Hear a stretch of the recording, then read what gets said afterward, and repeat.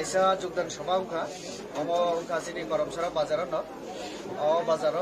total 211 পরিবারনি 495 voter IPFT তারপরে মথাইয়া করে চিনর যোগদান আইপিএফটি বিশিষ্ট ব্যক্তি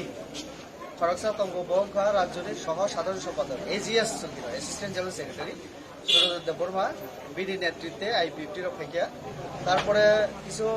মথানি নেতৃত্ব যারা ঋণের কবিতা রিয়ান